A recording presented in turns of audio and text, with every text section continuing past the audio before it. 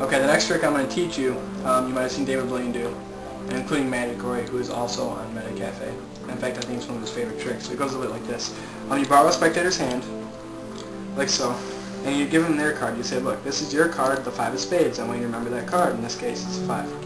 You would then give them the 5 to hold. They would then hold the 5. And you'd say, my card's going to be the ace of hearts. I need you to watch this ace. If I take the ace, I just switched them right there, and you probably didn't even see it. I just switched them back. And now at this point, they probably won't believe you. So then you're going to do it. Just like that. You switched them, and I got the 5 of spades.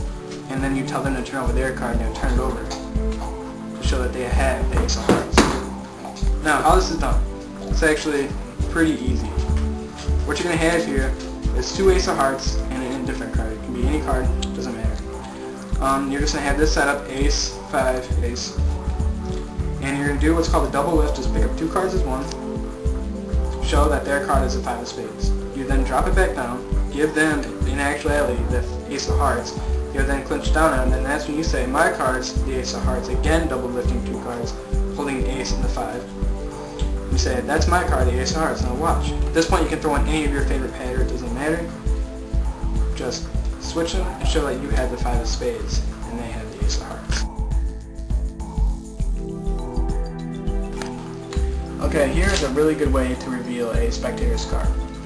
You would ask them if this is their card, and they will say, no, it's not my card. And at that point you proceed to show them that card, and then it changes into their card. Now how that's done. Incorporate this in one of your tricks or routines, it looks great. Just have a card chosen, get it to the top any way you like, and then what you're going to do is just say, I'm going to find your card just by feet. Find their card. It's really not their card in this case, it's 4 clubs. And let's say they really choose this 8, which is on top of the deck. You say, was this for their card? And they're going to say, no. And then you're going to put it on the deck, pick up 2 cards as one, just like that, 2 cards as one, and hold it like this, and kind of buckle the cards up, and hold them with the middle finger and thumb. And then you're just going to buckle the cards down and let it spin around to show that that's their card. So at speed it's all like this. See? Just changes. It looks real good once you get it down. It's just an knack. So again, you're going to let the card buckle, spin, and then just drop it down the deck, and show it. You'd be surprised at the reactions you can get by this.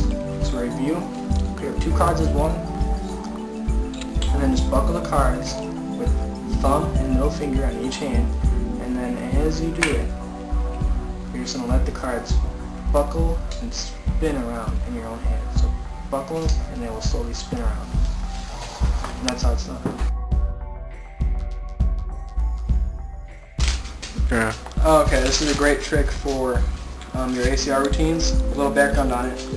This was the only trick that failed Houdini. Check it out. Let's say you had the spectator choose a card. In this case, it's the King of Hearts.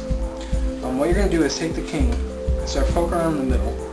And then you're just going to go ahead and slide the king in the middle of the deck like so. Then you just square it up. And in that motion right there it was done. The King of Hearts is on top. Now how this is done. I'll do it one more time to see if you catch it. You take the king, slide it in the middle,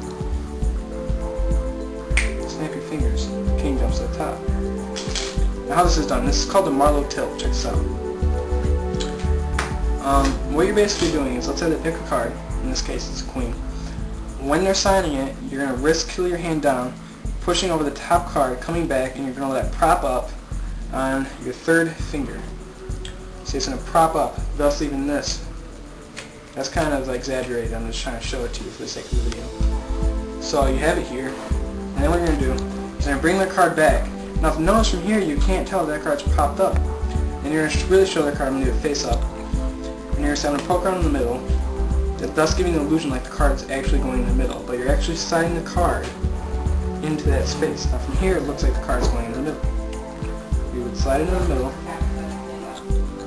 then just snap your fingers and do a double lift to show that the card's on top. Then from there, just put the 2 cards down and then put the indifferent card in the middle.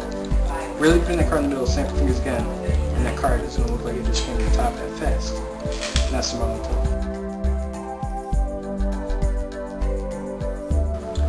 Okay, the next one I'm going to teach you is a classic of Magic. It's called the Ernest Color Change. What it's going to look like is you show your hand empty, it's going to cover the 8 for a second, and then it changes to the 7. Now that it's done, there's actually better ways to perform it. This one that I use is for safe safe reasons. Here we have the 8. Doesn't really matter, any card. Just what's going to happen here is as your hand comes over, you're going to push that card forward about a quarter of an inch, exposing the second from bottom card. And then you're going to let the palm of your hand, this part right here, contact that part and slide it out until you hear it click. So then you have that covering, oops, you're going to have that covering the other card. And then you're just going to slide it forward and reveal it. So that speed is going to look like, just like that. So again, review, push the card forward, use this part of your palm to slide this part out, then cover it, and then just slide it forward. As you take your index finger and push this in, just cover it up, and I hope you guys like it.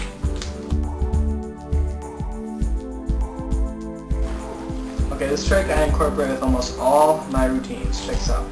When you have a card chosen, you want that card on top invisibly. So let's say in this case it's a queen. And you just sit there and casually just square up the cards. In that motion, you put the card on top.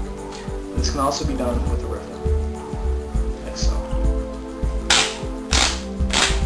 Cards on top. How this is done? You have a card chosen, and when you close the spread, you're going to catch a break, pinky break, above that card. Big one too. Really shove your pinky in there. So you have the pinky shoved in there, and then as you square up the cards in this motion right here, you're going to have the cards hinge. See that? Just hinge up. And then drop down, thus putting their card on top. So, here it is from this view. Hinge, back down. This from this view. And the cards hinge, back down, thus putting their card on top. So, you have the card chosen, put it in the middle.